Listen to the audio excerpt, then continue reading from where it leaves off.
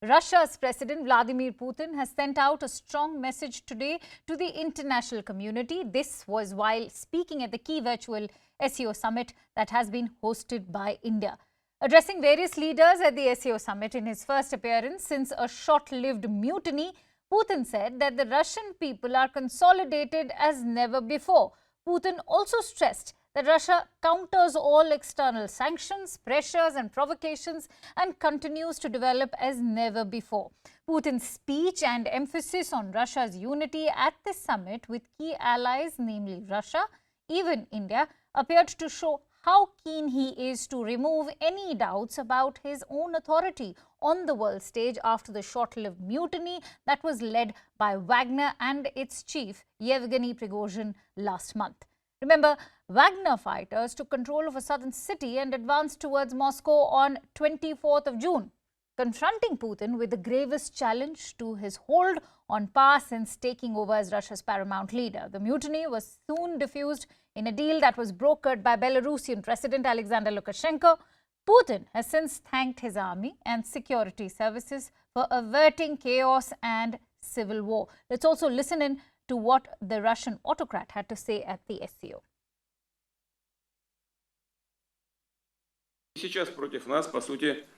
Right now, we are basically being waged a hybrid war.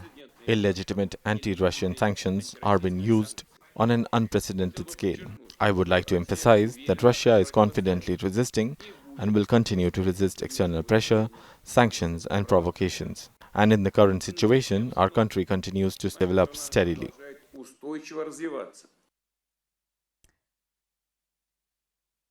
Let's try and decode Putin's message at the SCO summit. And for that, let me introduce my guest today, foreign policy expert Edward P. Joseph of Johns Hopkins University is joining me live. Many thanks to you, Edward, for joining in.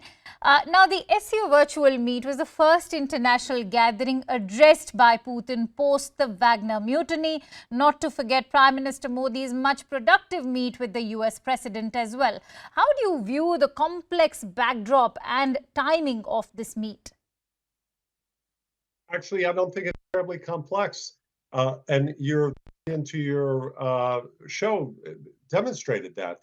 This is clearly President Putin going in this extravagant, exaggerated fashion, trying to convince his counterparts, including Prime Minister Modi, that he's somehow in this very strong position when he's not. And everyone knows that. And everyone knows that what Yevgeny Prigozhin demonstrated was how fragile and brittle the Russian regime is. This is not just about Vladimir Putin personally. That's what's a mistake. Part of it is about his own weakness, but it's about that Prigozhin exposed the reality of the Russian system, the utter corrupt nature of the Russian system, and made statements that cannot be changed, cannot be walked back. He challenged the premise for the war. And this is one of the most remarkable statements about this, was that Prigozhin claimed that the war itself is being fought on false pretenses, completely undermining whatever message there that Putin is trying to make about, the Russia being under some hybrid warfare. And it's complete and utter nonsense. And in my view, I'm sure someone as sophisticated as Prime Minister Modi knows that. I'm sure the Chinese know it as well. And I'm sure the Chinese are thinking, how can we exploit this further demonstration of Russian weakness? And also, they're also wondering, how much can we actually have strategic reliance on Russia, which could maybe collapse, at least as we know it. This regime, this is the weakness. Edward. Prigozhin exposed, and now every time Putin opens his mouth to try to demonstrate how strong he is, it's the opposite. That's what I want to understand. They don't have to. That's what I want to understand. Please. Because let's not forget that Russia has, to an extent, averted that crisis which could have been imposed via the sanctions, because Russia and its allies continue to deal in domestic currencies. When Russia says it will continue to oppose Western sanctions and that Russia continues to develop as never before, I'm quoting him. Has Putin mitigated the impact of war on Russia? No, I don't believe he has. And again, Prigozhin is the mutiny is the proof of that he hasn't. Uh, Look, they're suffering under the sanctions. There's no doubt about it.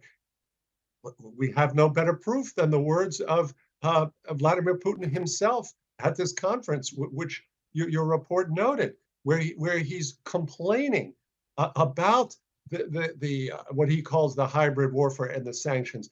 He wouldn't say that if there weren't uh, pain, real pain felt in Russia about that. Now, has the Russian economy collapsed? Of course not, because countries are taking advantage of this situation to buy Russian oil, which is not sanctioned.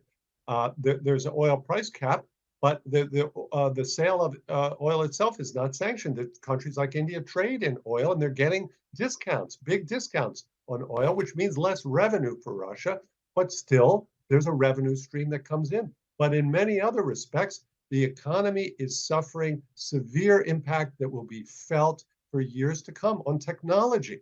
For example, the inability to get chips that Russia needs, to get a number of other critically imported materials that Russia needs, that any modern economy needs. The loss of hundreds of thousands of Russians, some of them the most skilled, in particular the IT sector. And this is why it's ironic that a country like India would even want Russian weapon systems. Why would they want them when they know they will not be up, the technology will not be up to the contemporary standards? No, as far as dependency on weapons is concerned, I'm sure US is trying to fill in that gap as far as being a significant defense supplier is concerned. And that is something that was amply clear through that meet between Prime Minister Modi and President Biden. But having said that, Edward, Iran's inclusion as a full member at this year's meeting will boost the SCO's energy portfolio as well.